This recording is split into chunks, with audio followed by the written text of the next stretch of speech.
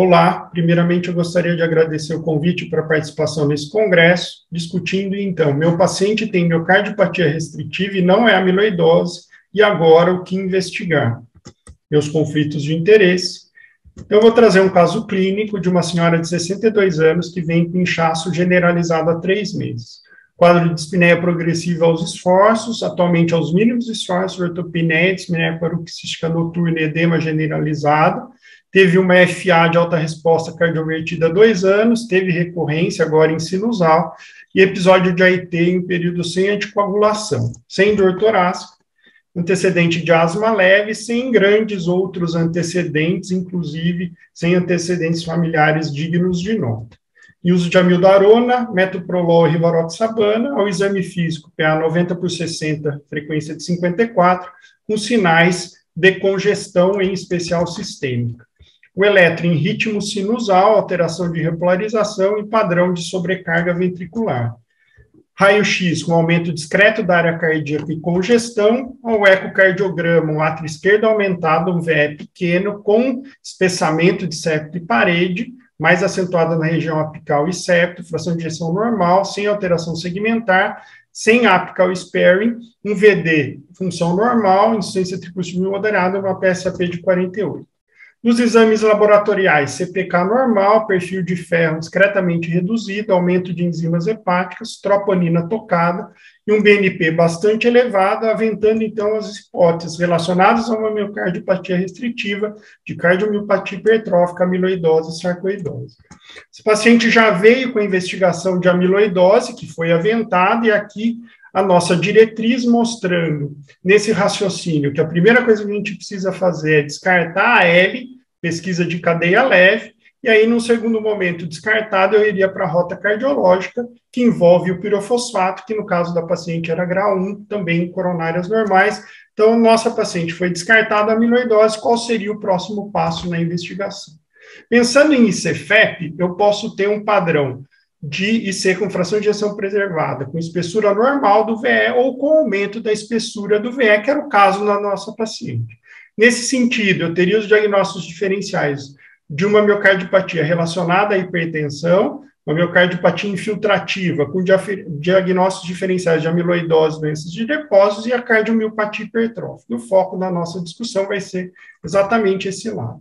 Quais seriam as causas de hipertrofia ventricular esquerda? Eu teria causas fisiológicas, como estenose aórtica, hipertensão, genéticas, como doenças, por exemplo, sindrômicas, como a síndrome de Leopard, eu teria as situações metabólicas e aqui a intersecção entre elas, por exemplo, pacientes que têm doença de Fabry, que tem um componente metabólico e genético, e amiloidose como um diagnóstico possível também. Quando eu tenho um eco com um padrão restritivo, esse fenótipo não me permite uma diferenciação indubitável. Eu posso ter sinais, que já é amiloidose, por exemplo, como apical sparing, mas, de uma maneira geral, é difícil. Então, esse fenótipo, eu vou ter que abrir um leque de possibilidades e começar essa investigação. E, sem dúvida, a cardiomiopatia hipertrófica, ela acaba sendo a principal por ser a mais frequente e envolve principalmente as proteínas sarcoméricas, doença dessas proteínas.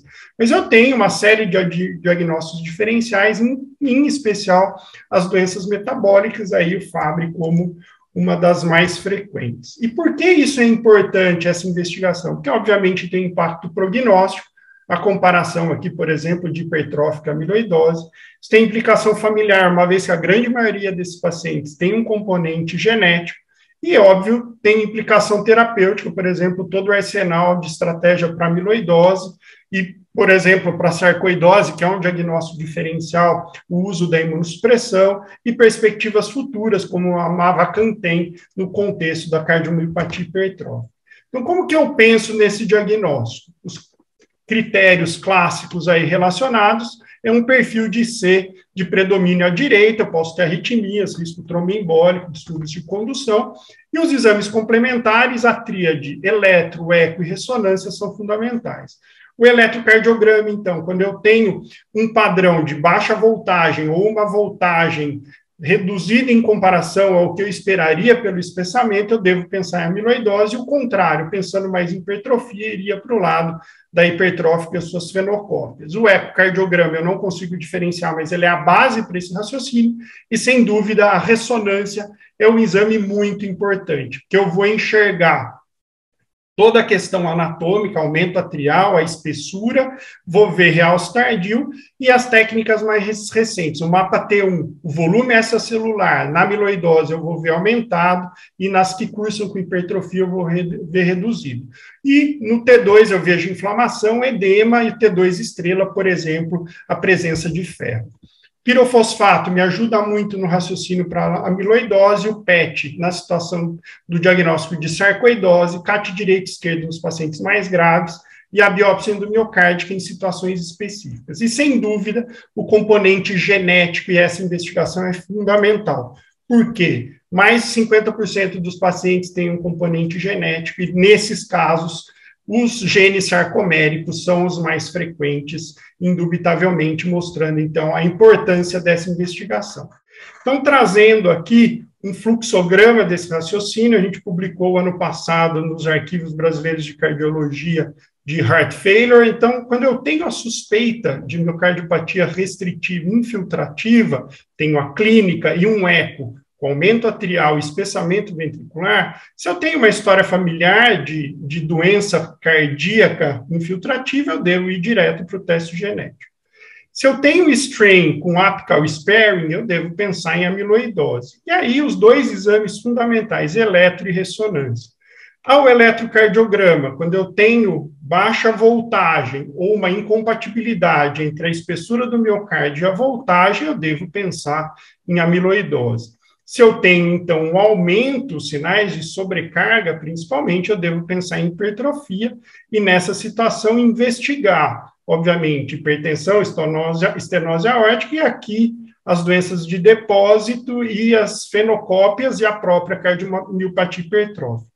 Na ressonância, o mapa T1 e o volume extracelular, quando eles estão normais ou reduzidos, isso favorece hipertrofia, se ele vem aumentado, favorece a amiloidose. Então, no nosso caso em questão, o eletrocardiograma, ele tende mais a se pensar num padrão de hipertrofia, e a ressonância que foi feita mostrou um aumento atrial, um VE pequeno, fração de ejeção normal, septo, parede e ápice espessados, com uma fibrose inferoceptal, médio basal e septo apical, correspondente aí a 9% da musculatura, e um espaço um volume extracelular normal. Fazendo, então, no nosso fluxograma, pensando, então, em hipertrofia, e dessa maneira, os diagnósticos diferenciais, a gente afastou nesse primeiro momento, a amiloidose vindo para o lado das hipertrofias, a cardiomiopatia hipertrófica, então foi solicitada a genética que mostrou uma mutação do gene MYH7 em heterozigose,